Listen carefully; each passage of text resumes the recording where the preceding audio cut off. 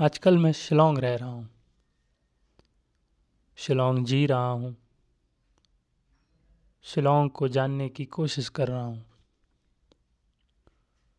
मुझे कुछ महीने हुए यहाँ आए और मैं ये जानने की कोशिश कर रहा हूँ कि ये जगह अपने आप में इतनी अलग कैसे है। नया ढंग, नए तौर तरीके, कल्चरल शॉक कह सकते हैं आप। मगर देश के भीतर एक ऐसा राज्य भी है जो अपने जीवन के स्तर को सच में एक बेहतर स्तर पे रखे हुए है। गलियाँ साफ सुथरी हैं, लोग अपने काम से काम रखते हैं, अपनी भाषा में बात करते हैं और कमाल की बात यह है कि वो हिंदी भी बोलते हैं और वो इस बात पे लड़ते नहीं हैं कि आप हिंदी में बात क्यों कर रहे हैं। आप यहाँ आएंगे तो तमाम चीज़ें सीख पाएंगे। शिलोंग थोड़ा महंगा शहर है। उसका कारण ये है कि अपने आप में बहुत दूर है। आपको गुवाहाटी से करीब 90-95 किलोमीटर अलग से साधन करके आना होता है। सीधे ट्रेन नहीं आती। हवाई अड्डा बहुत दूर है। चूँकि ये केंद्र के और जगहों से काफ़ी दूर पड़ता है तो ट्रांसपोर्टेशन महंगा है, रहना भी महंगा है।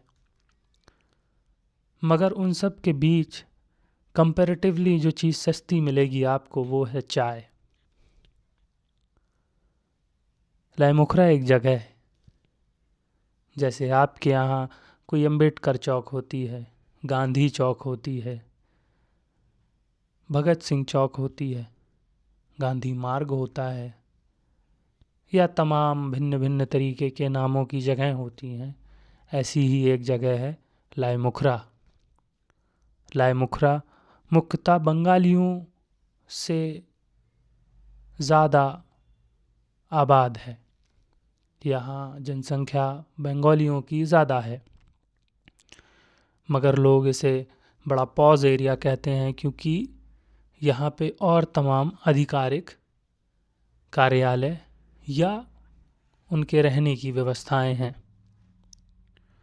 लाइमुखरा से आप कुछ 5-7 मिनट चलेंगे तो आएगी एक चाय की दुकान। चाय की दुकान फ्रेंचाइजी बेस्ड है। यहाँ टपरी का सिस्टम बहुत कम है, आसानी से नहीं मिलेगा। उस चाय की दुकान में सिर्फ अदरक वाली चाय, इलायची वाली चाय या सिर्फ अदरक इलायची वाली चाय और तमाम तरीके की चायों में भिन्न भिन्न तरीके की चायों का मिश्रण। तो फिर वो इलायची हो, अदरक हो, मसाला हो या तमाम तरीके की चाय आपको वहाँ उपलब्ध होती हैं। और यकीन मानिए अच्छी जगह है। कॉलेज में पढ़ने वाले बच्चे वहाँ के बैठते हैं, चाय पीते हैं और तमाम वो बातें करते हैं जो एक कॉलेज जाने वाले बच्चे को करनी चाहिए। दीन दुनिया से बेखबर अपनी मौज में आनंदित होता हुआ वो पूरा एक माहौल है।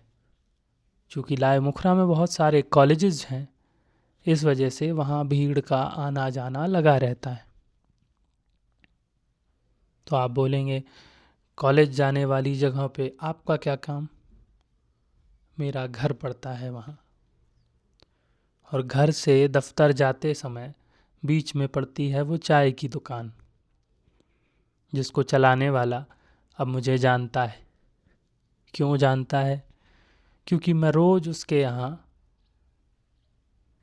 एक चाय लेकर बैठ जाता हूँ और मैं ये जानने की कोशिश करता हूँ कि पिछली कुछ वर्षों की ज़िंदगी जो मैंने जी, जिसमें कॉलेज मेरा बहुत महत्वपूर्ण हिस्सा है, मैं उसको शायद उन बच्चों के माध्यम से दोबारा जीना चाहता हूँ।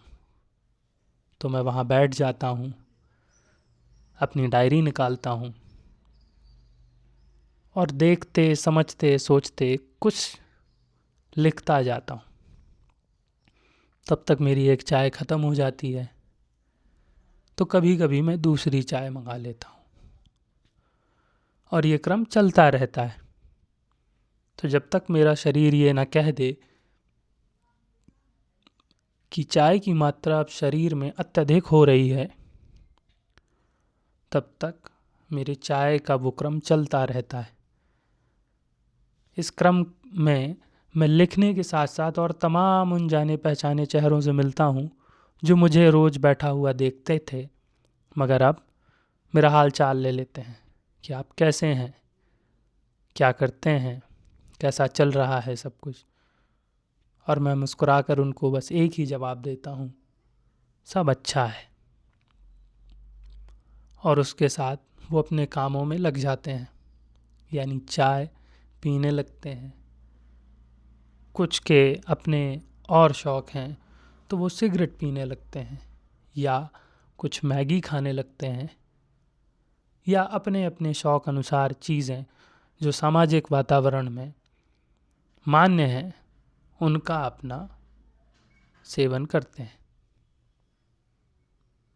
लाइमुखरा अब एक ज़िंदगी का हिस्सा है मेरी, और इसे मैं रोज़ जीने की कोशिश करता हूँ।